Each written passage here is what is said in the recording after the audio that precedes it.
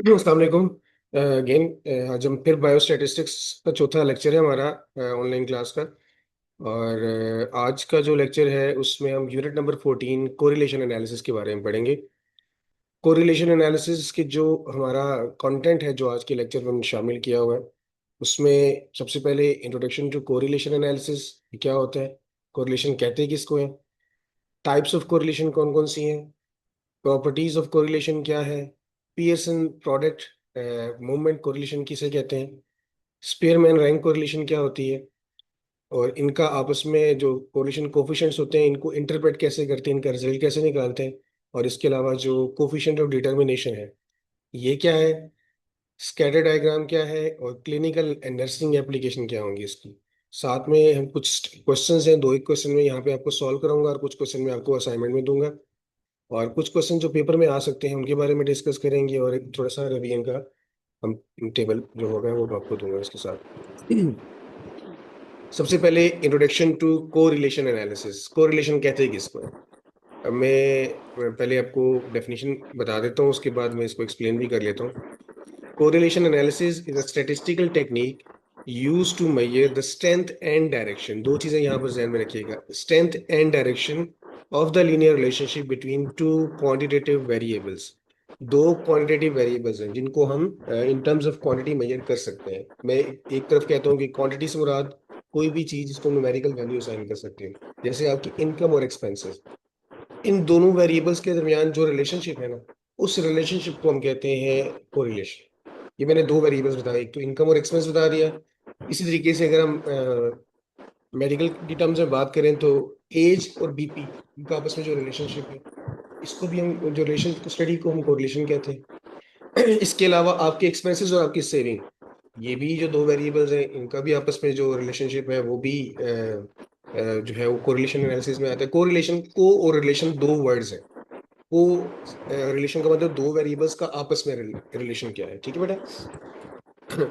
Correlation analysis is statistical technique used to measure the strength and direction, दो चीजें यहाँ पर ध्यान में रखिए, स्ट्रेंथ कितना मजबूत ताल्लुक है उनका आपस में, और डायरेक्शन किस तरह सिमत में है, पॉजिटिव रिलेशन है या नेगेटिव रिलेशन है। जैसे मैं एग्जांपल दूंगा कि आपकी जो एज है उसका और आपके वेट का रिलेशन क्या है। जो जो आपकी एज बढ़ती है आपका वेट भी इंक्रीज होता है। एक साल का बच्चा अगर है तो उसका वेट अगर 5 किलो या 7 किलो है, तो 40 साल का होते होते उसका वेट भी जो है ना 40 50 60 70 जो भी है वो बढ़ता है। इसी तरीके से एज का और हेल्थ का रिलेशन क्या है आपस में, नेगेटिव है। जो जो एज बढ़ती है हेल्थ आपकी रिवर्स होती है। सेविंग और इनकम का रिलेशन क्या है आपस में, सेविंग और इनकम, इनकम बढ़ेगी तो ऑब्वियसली आपके पास सेव करने का मौका भी ज्यादा होगा, अगर इनकम आपकी कम होगी तो सेविंग भी कम हो जाएगी। तो दो वेरिएबल्स का आपस में रिलेशन क्या पढ़ते हैं, स्ट्रेंथ कितना मजबूत रिलेशन है, और डायरेक्शन क्या है, डायरेक्शन से मुराद पॉजिटिव रिलेशन है या नेगेटिव रिलेशन, ठीक है। उसके बाद यहाँ पर it tells us how strongly two variables related है, in what direction the relationship moves, positive or negative, whether the relationship is statistically significant, relation इतना significant है भी कि नहीं, यानी बड़ा है कि नहीं, छोटा है रिलेशन का, यानी हल्का फुल्का सही फर्क है, इतना खास फर्क नहीं है, ठीक है। अब इसमें मैंने वेरिएबल्स बताए कि दो वेरिएबल्स, अब जैसे एग्जांपल लेते हैं, relationship between age and weight of a child. एक बच्चा है उसकी एज और वेट, इनका जो आपस में रिलेशन क्या है, ये हमेशा पॉजिटिव होता है। एज बढ़ेगी तो वेट भी ज्यादा चांसेस है कि बढ़ेगा। इसी तरीके से relation between income and saving, income ज्यादा होगी तो सेविंग भी ज्यादा हो जाएगी। Relation between sleep quality and recovery time, sleep quality आपकी अच्छी है तो आपके बीमारी से रिकवर करने का टाइम भी कम लगेगा, यानी अच्छा ज्यादा सोएंगे तो रिकवरी के चांस ज्यादा है, अगर आप कम सोएंगे तो रिकवरी के चांसेस भी, टाइम कम लगेगा आपको उसको। अब जैसे मैंने एग्जांपल दिए, अब जहाँ पे जब भी हम कोरिलेशन एनालिसिस करेंगे ना, तो वेरिएबल्स को दो हिस्सों में तकसीम करेंगे, एक को हम एक्स का नाम दे देंगे और दूसरे को वाई दे देंगे। जैसे ऊपर मैंने जो एग्जांपल दी ना, एज और वेट की, एज को हम एक्स कह देंगे और वेट को वाई कह देंगे। इसी तरीके से मैंने यहाँ पर इनकम और सेविंग की मिसाल दी, तो इनकम हमारा एक्स है और सेविंग हमारी वाई है। इसी तरीके से आपके पास स्लीप क्वालिटी और रिकवरी टाइम है, तो स्लीप क्वालिटी को हम जो है वो एक्स कह देते हैं और रिकवरी टाइम को हम वाई कह देते हैं। Both variables are typically continuous, continuous variables मैंने आपको पिछली क्लास में बताया था, वो वेरिएबल्स होते हैं जो पॉइंट्स के अंदर भी वैल्यूज को ले सकते हैं, ठीक है, कोई भी वैल्यू को अज्यूम कर सकते हैं। आगे चलते हैं जरा, इसमें यहाँ तक क्लियर है, कोई इशू तो नहीं, चलो। अब यहाँ पे मैंने टाइप्स ऑफ कोरिलेशन बताई है, ये ज्यादातर मैं आपको बता चुका हूँ। बेस्ड ऑन डायरेक्शन, स्ट्रेंथ और डायरेक्शन दो चीजें होती है, ठीक है बेटा। पहला है टाइप है पॉजिटिव कोरिलेशन। अगर एक्स इंक्रीज करे और उसकी वजह से वाई भी इंक्रीज कर जाए, तो ये जो रिलेशन होता है कौन सा होता है? पॉजिटिव कोरिलेशन होता है, ठीक है। जैसे एज और ब्लड प्रेशर, जो जो आपकी एज बढ़ती है आपका ब्लड प्रेशर भी बढ़ना शुरू हो जाता है, ठीक है। इसी तरीके से नेगेटिव कोरिलेशन क्या होती है कि एक्स इंक्रीज करे तो वाई डिक्रीज कर जाए, और अगर वाई इंक्रीज करे तो एक्स डिक्रीज कर जाए। जैसे एक्सरसाइज एंड बॉडी फैट है, कि आप एक्सरसाइज ज्यादा करेंगे तो बॉडी फैट आपके कम हो जाएंगे, और अगर आप एक्सरसाइज कम करेंगे तो बॉडी फैट आपके ज्यादा हो जाएंगे। उसके बाद जीरो कोरिलेशन, कि जो दो वेरिएबल्स के दरमियान को ताल्लुक ही ना हो, ठीक है। जैसे मैं एग्जांपल देता हूँ कि शूज साइज और आईक्यू, यानी जूते का साइज अगर ज्यादा और आईक्यू का रिलेशन है, नहीं है, तो ऐसे वेरिएबल्स, जो दो वेरिएबल्स जिनका आपस में कोई रिलेशन ना हो, वो जीरो कोरिलेशन या नो कोरिलेशन के जुमरे में आ जाता है। ये किसके हिसाब से मैंने टाइप्स बताई है आपको? डायरेक्शन के हिसाब से। अब चलते हैं स्ट्रेंथ। मैंने कहा था कि एक तो हम डायरेक्शन देखते हैं और दूसरा हम स्ट्रेंथ देखते हैं, ठीक है। डायरेक्शन पॉजिटिव भी हो सकती है और नेगेटिव भी हो सकती है। अगर आपका, वैसे ही मैं बताता चलूँ कि कोरिलेशन का जो आंसर आता है ना, वो पॉइंट्स में आता है ज्यादातर, यानी -1 से लेकर ना +1 की तरह, नहीं -0.5, -0.6, +0.5, +0.6, +9, मैक्सिमम आ सकता है तो 1, और मिनिमम जो है ना वो -1। इस रेंज के अंदर -1, 0 और 1 के दरमियान जो है ना वो कोरिलेशन आपकी फॉल करती है। अगर आंसर आपका 0.00 और 0.19 के दरमियान फॉल करता है कोरिलेशन का, तो इसका मतलब है कि दोनों के दरमियान बड़ा वीक सा रिलेशनशिप है, ठीक है। अगर आंसर आपका 20% से 39% तक के उसमें जुमरे में आता है, बेशक प्लस में है या माइनस में है, तो वो वीक या लो कोरिलेशन उनकी होगी। 40 से 59 तक है तो मॉडरेट है, दरमियाने है। 60 से 79 है तो उसका मतलब स्ट्रॉन्ग रिलेशनशिप है इनका। और 80 और 1 के दरमियान, यानी 0.8 और 1 के दरमियान है तो वेरी स्ट्रॉन्ग है, ठीक है। तो ये है according to strength. Number of variable, ऐसा भी हो सकता है कि हमारे पास सिंगल दो वेरिएबल्स हो या दो से ज्यादा वेरिएबल्स हो। तो अगर दो वेरिएबल्स होते हैं ना तो उसको सिंपल कोरिलेशन कहते हैं, और मल्टीपल वेरिएबल्स आ जाए तो हम उसको मल्टीपल कोरिलेशन कहते हैं। जैसे यहाँ पे टू वेरिएबल मैंने कहा दिया, एज वर्सेस बीपी, ये दो वेरिएबल्स हैं। और मल्टीपल में क्या हो जाएगा? One depends versus multiple independent variable. एक डिपेंडेंट वेरिएबल होता है और बहुत सारे इंडिपेंडेंट वेरिएबल्स होते हैं, ठीक है। इसमें बीपी आ जाएगा, एज आ जाएगी, बीएमआई आ जाएगा, सॉल्ट इनटेक हो गया, ये सारे बीपी का इन सारों के साथ रिलेशन। तो जब मल्टीपल वेरिएबल्स के साथ एक वेरिएबल को रिलेट कर रहे हो तो वो हमारी होती है मल्टीपल कोरिलेशन। ही पार्शियल कोरिलेशन को फिलहाल छोड़ दें आगे। ज्यादा क्लियर है? थ्योरेटिकल क्वेश्चन है। The based on method, methods के चार हैं लेकिन हमारे सिलेबस में दो हैं। एक है पियर्सन का और दूसरा है स्पीयरमैन का। ये मैं आगे जाके आपको बताऊंगा कि क्या होते हैं। वहां पर हम जो है ना, इसमें पियर्सन में क्या होता है कि हम लोग न्यूमेरिकल वैल्यूज लेते हैं, ठीक है। जबकि स्पीयरमैन में रैंक करते हैं हम उनके जो नंबर्स के हिसाब से, ठीक है। ये आगे जाके मैं आपको एक्सप्लेन करता हूँ। अच्छा, प्रॉपर्टीज ऑफ कोरिलेशन क्या है? जब हम कोरिलेशन मेजर कर रहे होंगे ना, तो कुछ प्रॉपर्टीज हैं जिनको हमने जहन में रखना है। मैंने एक प्रॉपर्टी तो आपको शुरू में बता दी कि जो रेंज होगी ना हमारी इसकी आंसर्स की, जो हम कोरिलेशन के आंसर कैलकुलेट करेंगे, वो हमेशा -1 और +1 के दरमियान होगा। यानी कभी भी नहीं हो सकता कि आपका आंसर 2 पॉइंट समथिंग आ जाए, यानी वो कभी भी नहीं होगा। -1 हो सकता है, 0 हो सकता है, 0 पॉइंट समथिंग हो सकता है, -0 पॉइंट समथिंग हो सकता है, और मैक्सिमम अगर आंसर आए तो 1 तक जा सकता है। ठीक है जी, क्लियर है यहाँ तक? यहाँ तक अगर कुछ पूछना है तो आप पूछ लें। ठीक है। अच्छा, उसके बाद आप देखेंगे सिमेट्री। अब इसमें मैंने बताया कि अगर आप x की वैल्यू पहले लिखें और y की बाद में लिखें, या y की पहले लिखें और x की बाद में लिखें, दोनों सूरतों में आंसर में कोई फर्क नहीं पड़ेगा, सेम आंसर आएगा। देखें, मेरा मेरे भाई के साथ ताल्लुक या मेरे भाई का मेरे साथ ताल्लुक, एक ही बात है, ठीक है। क्लियर है? अच्छा, जो कोरिलेशन होता है सिंगल एक नंबर होता है, जैसे मैं लिख देता हूँ 0.9, ठीक है। 0.9 को एक नंबर मैंने लिख दिया, तो अब 0.9 है, इसकी कोई यूनिट नहीं होगी, किलो है, मिनट्स है, सेकंड्स है, कुछ भी ऐसा नहीं होगा, ठीक है। हम सिंपल एक नंबर से रिप्रेजेंट करते हैं 0.9 या 0.6। वो सिर्फ 0.9 का मतलब है कि 90% ये आपस में कोरिलेट है, यानी कि इसमें तब्दीली आएगी तो 90% चांस है कि दूसरे में भी तब्दीली आएगी। जैसे मैंने कहा कि एज बढ़ेगी तो 90% चांस है कि ब्लड प्रेशर भी बढ़ेगा, ठीक है जी। अब आगे चलते हैं। Scale invariance, changing scale of measurement does not change R, ये आगे जाके मैं आपको इसको एक्सप्लेन करूंगा। उसके अलावा नो कॉशन, इसका मतलब है कि एक एक वेरिएबल के होने से दूसरे वेरिएबल में क्या काज और क्या इफेक्ट्स है वो इसमें हम स्टडी नहीं करते, ये भी इतना इंपॉर्टेंट नहीं है। और ये आखिरी दो पॉइंट्स भी, इनको जरा हम बाद में डिस्कस कर लेते हैं। या तो कोई इशू है तो आप बता दें। क्लियर है? ठीक हो गया। अब हम चलते हैं अगले पॉइंट की तरफ।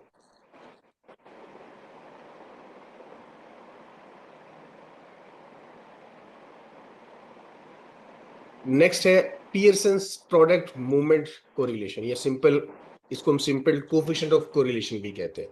ठीक है।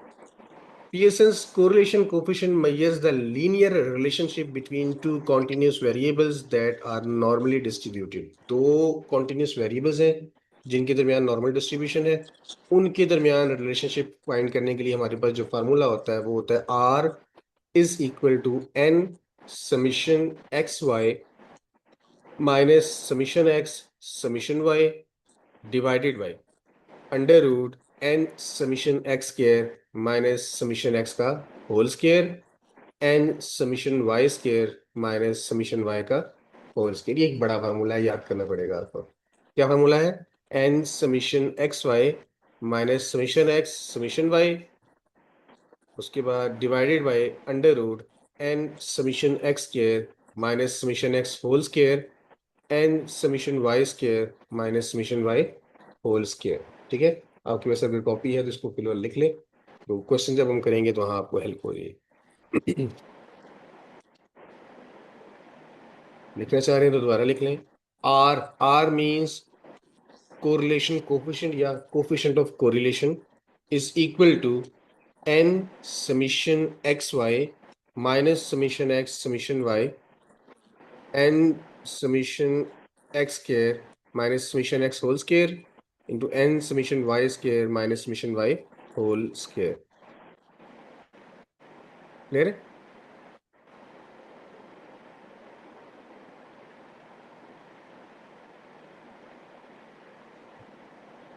यहाँ तक अगर कुछ है तो उसको आप देख लें।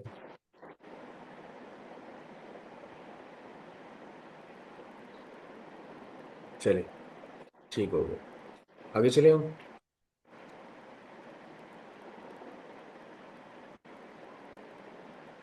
अभी इंटरप्रेटिंग कोरिलेशन कोफिशिएंट, यानी कोरिलेशन का जो कोफिशिएंट का जो आंसर आएगा उसको हम इंटरप्रेट पहले कर लेते हैं ताकि जरा आपको आसानी हो। आप बेशक अपनी वीडियो ऑफ कर लें, कोई परेशानी नहीं।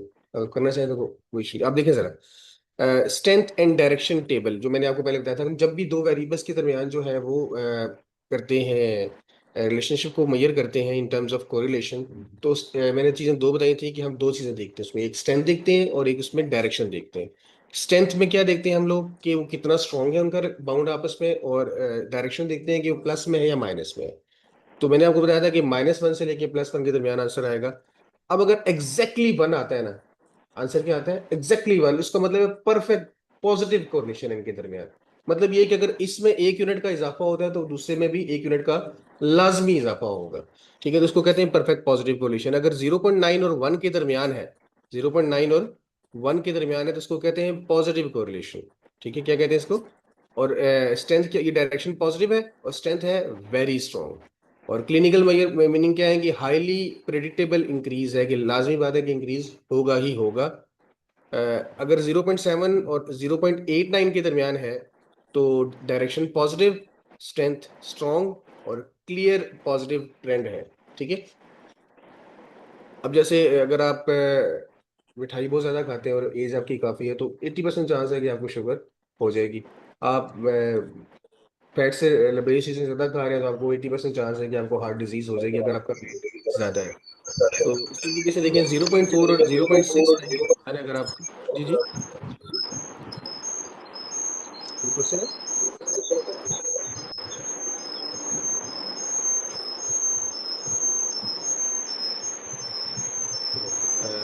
0.40 0.69 के दरमियान अगर है तो इसका मतलब है कि डायरेक्शन पॉजिटिव है, और स्ट्रेंथ जो है वो मॉडरेट है, दरमियानी है, और नोटिसेबल पॉजिटिव ट्रेंड है इसमें।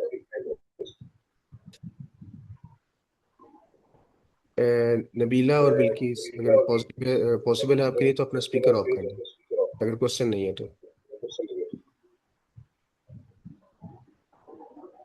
माइक बंद कर दें प्लीज। चलिए, अगर 0.20 और 0.39 के दरमियान है तो रिलेशनशिप पॉजिटिव जरूर है, लेकिन वीक रिलेशनशिप, ठीक है, स्लाइटली पॉजिटिव ट्रेंड आपका चल रहा है।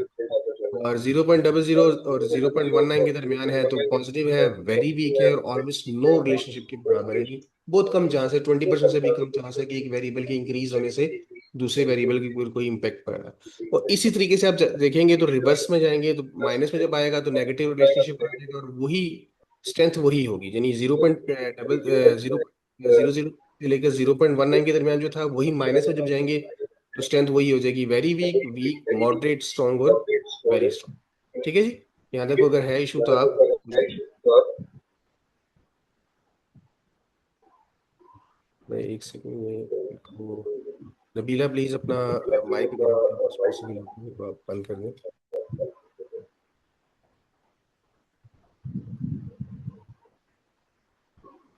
चलिए आगे चलते हैं, step by step problem solving. अगर मैं एक क्वेश्चन आपको दे रहा हूँ यहाँ पर, बल्कि सॉल्व करते हैं हम मिलके। क्वेश्चन है कैलकुलेट पीयर्सन्स कोरिलेशन।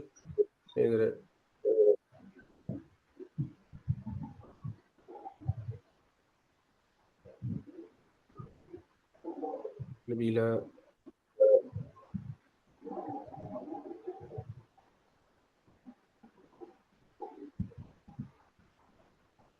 चलिए, calculate Pearson's correlation coefficient age and systolic BP Y और 5 पेशेंट, 5 पेशेंट है, उनकी ब्लड प्रेशर और उनकी एज के दरमियान जो है ना, वो उसने कहा कि कोरिलेशन आप फाइंड करें।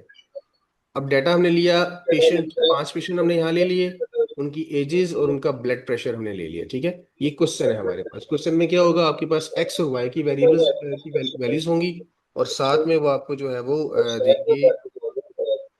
वेट कराता हूँ।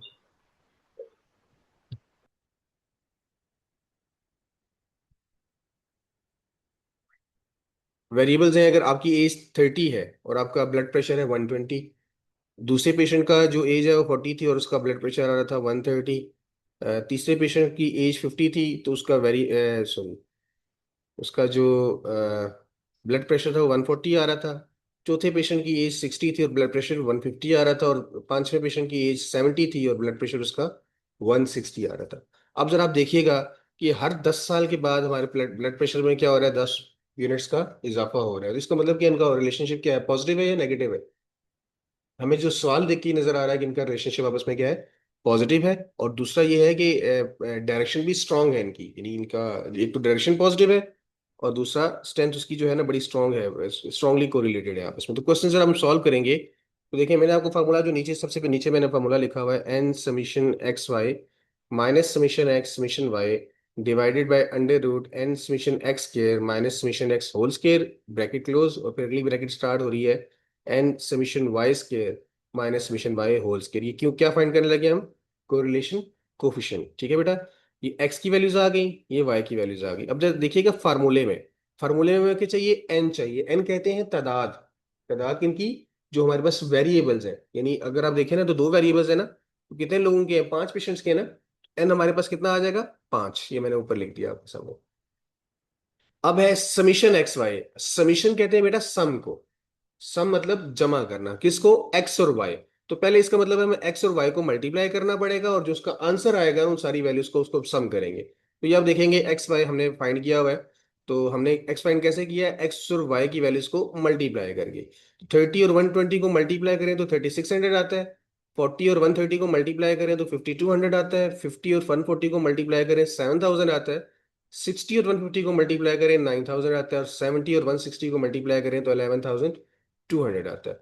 अब इन सारी वैल्यूज को जो एक्स वाई की दी हुई है, इन सारी वैल्यूज को जब हम टोटल करते हैं तो ये बनता है समीशन एक्स वाई, जो हमें सबसे पहले चाहिए एन के बाद। एन के बाद हमें क्या चाहिए, समीशन एक्स वाई। क्लियर है बात बेटा, बात समझ नहीं आई। चलिए, समीशन एक्स वाई हमें मिल गया, ये चीज हमें मिल गई, ठीक है। उसके बाद हमें चाहिए समीशन एक्स। तो अभी देखें एक्स की जो भी वैल्यूज दी हुई हैं, इन सारी वैल्यूज को टोटल किया हमने। समीशन का जो साइन है ना, ये आपको जो नजर आ रहा है ये वाला, इसको हम समीशन कहते हैं या सम कहते हैं, ठीक है। समीशन एक्स हमारा, एक्स की वैल्यूज को प्लस करने के बाद 250 आ रहा है, ये भी मिल गया हमें। अच्छा, इसी तरीके से हम वाई की वैल्यूज देखें और इनका टोटल करें, जो फार्मूले में हमें समीशन वाई चाहिए ना, तो वाई की वैल्यूज को प्लस किया, 700 आया, और हम इसको यहाँ पर इसकी जगह पे लिख लेंगे। क्लियर है। डिवाइडेड बाय अंडर रूट की आ जाएगा N summation X square. Summation X square, अब हमने एक्स स्क्वायर नहीं निकाला, अब हमें निकालना पड़ेगा एक्स स्क्वायर। एक्स स्क्वायर निकालने का तरीकाकार क्या है कि जो एक्स की वैल्यूज दी है ना, ये 30, 30 का हम स्क्वायर ले लेंगे, ये 900 आ जाएगा। 40 का स्क्वायर लेंगे तो 1600, 900 आ गया, 1600 आ गया। 50 का स्क्वायर 2500 होता है। 60 का स्क्वायर 3600 होता है। 70 का स्क्वायर 4900 होता है।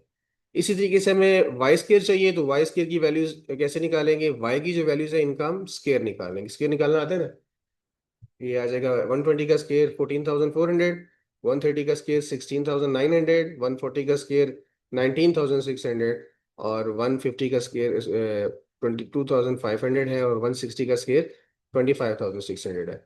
जब इन सारों को हम टोटल करेंगे तो हमारे पास समीशन वाई स्केयर आ जाएगा 99,000, और ये हमें इसकी वैल्यू भी मालूम हो जाएगी, इसकी ऑलरेडी हमारे पास है। ठीक है, सब क्लियर है, कोई इशू तो नहीं। अब हम चलते हैं नेक्स्ट पे। ये साइन जो है ना वो रिमूव करिए, तो ताकि आपको आगे समझने में ज़्यादा आसानी हो जाए। यहाँ तक कोई इशू तो नहीं है आपको। ये हम कौन सा क्या फाइंड कर लें, पियर्सन कोरिलेशन, ठीक है बेटा, इसको हम सिंपल कोफिशिएंट ऑफ कोरिलेशन भी कहते हैं। फॉर्मूला क्या है, N summation X Y minus summation X summation Y over under root N summation X square minus summation X whole square into N summation Y square minus summation Y whole square. हम चलते हैं next पे। अभी वो सारी values हमने find कर ली थी।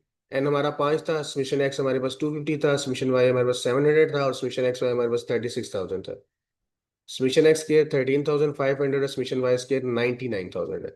तो पियर्सन कोफिशिएंट ऑफ कोरिलेशन का फार्मूला है R is equal to N summation X Y minus summation X summation Y over under root N summation X square minus summation X whole square N summation Y square minus summation Y whole square. अब N की जगह हम ऊपर से value उठाते हैं 5, 5 आ गई।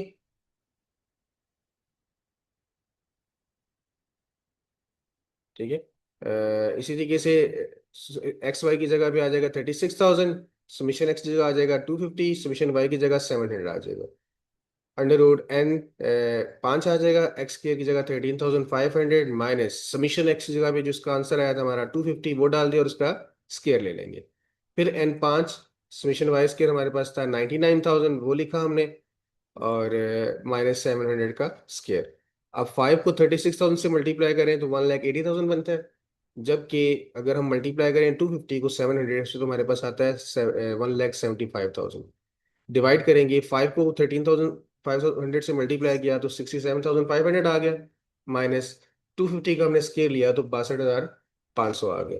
इसी तरीके से इन दोनों को मल्टीप्लाई और माइनस करने के बाद हमारे पास 5,000 आ गया। ऊपर 5,000 है और नीचे 5,000 दोनों तरफ आ रहा है, इनको मल्टीप्लाई करें तो 2,50,000 बनता है।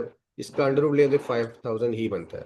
तो 5,000 को 5,000 पे डिवाइड करें तो आंसर आपके पास परफेक्ट 1 आता है, यानी परफेक्ट पॉजिटिव कोरिलेशन है। जो हमारा ऊपर वाला डाटा हमें, ये जो डाटा दिया नजर आ रहा था ना आपके पास, जो हमने क्वेश्चन दिया था मैंने, उसमें हमने पहले से ही मैंने आपको बता दिया था कि हमारा ये जो क्वेश्चन था देखें परफेक्ट पॉजिटिव था। जितना इसमें इंक्रीज आ रहा था उसी रेशो से वाई में भी इंक्रीज आ रहा था। तो पहले से हमें पता था कि रिलेशनशिप पॉजिटिव है और बड़ा स्ट्रॉन्ग पॉजिटिव है, क्योंकि जितना तो चेंज इसमें आ रहा है उतना ही चेंज अगले वेरिएबल में भी आ रहा है। तो हमारा आंसर आ गया 1।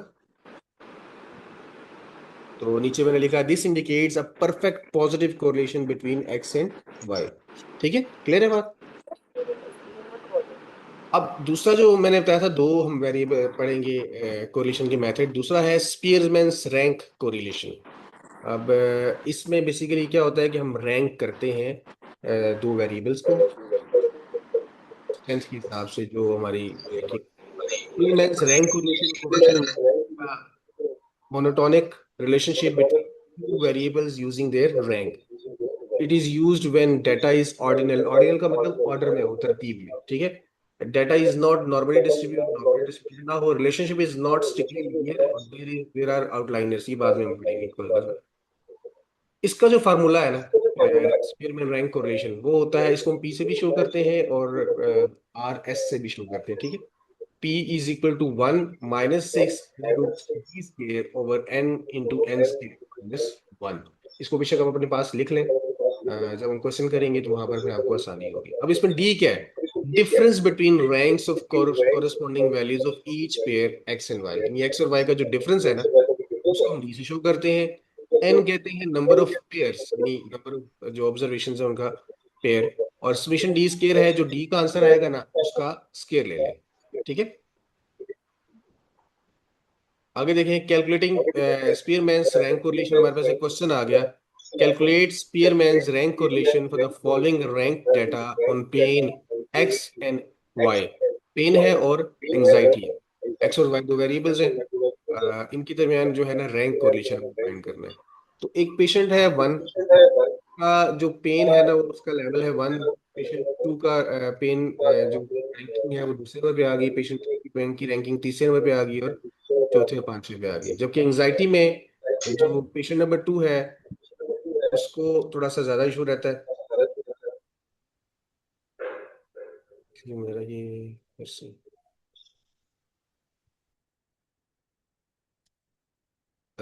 जो पेशेंट 2 है उसकी एंजाइटी जो है ना वो सबसे ज्यादा होती है, पेशेंट 1 की दूसरे नंबर पे होती है, पेशेंट नंबर 4 की एंजाइटी लेवल 3 है, और पेशेंट 4 को हम जो है ना एंजाइटी में चौथे नंबर पर रैंक करते हैं, और पेशेंट 5 को हम पांचवें। ये रैंकिंग उनकी जो है ना एंजाइटी में जो जो जिसको जितनी से ज्यादा होती है। अब अगर हमने इसका स्पेयर में रैंक कोरिलेशन निकालना है, तो हमें ये एक्स और वाई की वैल्यूज मैंने दोबारा यहाँ लिखी। हमें पहले चाहिए डी। डी क्या होगा? एक्स और वाई का डिफरेंस। तो एक्स और वाई में डिफरेंस क्या आ गया? एक्स में से वाई माइनस करें तो -1 आएगा ना, 1 - 2 -1।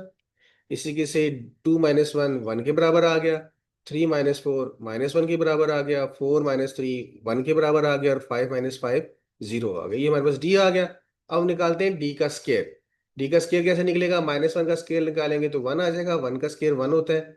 -1 का दोबारा स्केयर निकालें तो 1 आएगा, और 1 का स्केयर फिर से 1 होगा। इन चारों को प्लस करते हैं तो समेशन डी स्केयर हमारे पास 4 आ जाएगा, और एन कितना है हमारे पास? 5, क्योंकि 5 पेशेंट्स का हमारे पास रिकॉर्ड है। अब देखें, स्पेयरमैन्स रैंक कोरिलेशन हम कर रहे हैं। फॉर्मूला है P is equal to 1 - 6 and D square over N into N square -1। अब हमें गिवन, ऊपर हमने जो कर लिया है, डी स्केयर हमारे पास 4 आया और एन हमारे पास 5 आया। देखा ना आपने ऊपर, डी स्केयर हमारे पास 4 था और एन हमारे पास 5 है। अब हमने ये दो वैल्यूज इनको उठा के इस फार्मूले में पुट किया, 1 एज इट इज -6 फार्मूले का समीशन डी स्केयर की जगह हमारा कितना आ जाएगा? 4, और एन की जगह 5, एन स्केयर यानी 5 का स्केयर -1। 1 एज इट इज, 6 4 ज़ा 24, और 5 का स्केयर 25। 25 में से 1 माइनस करें तो 24 आता है, 24 को 5 से मल्टीप्लाई करें तो 120 आता है। तो अब एलसीएम लेते हैं इनका, या 24 को 120 पे डिवाइड किया, 0.2 आया।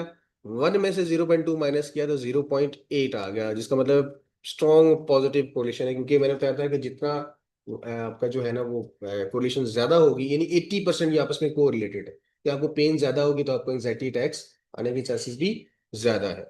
ठीक है बेटा, कोई मसला तो नहीं इसमें।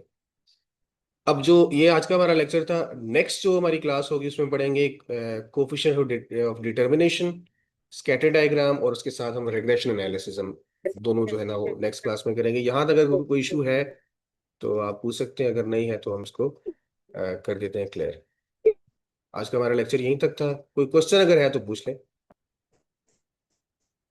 मैं असाइनमेंट आपको इसकी जो नोट्स है वो भी शेयर कर दूंगा, और एक असाइनमेंट होगी कुछ क्वेश्चंस की, वो भी शेयर कर देता हूँ आपके साथ।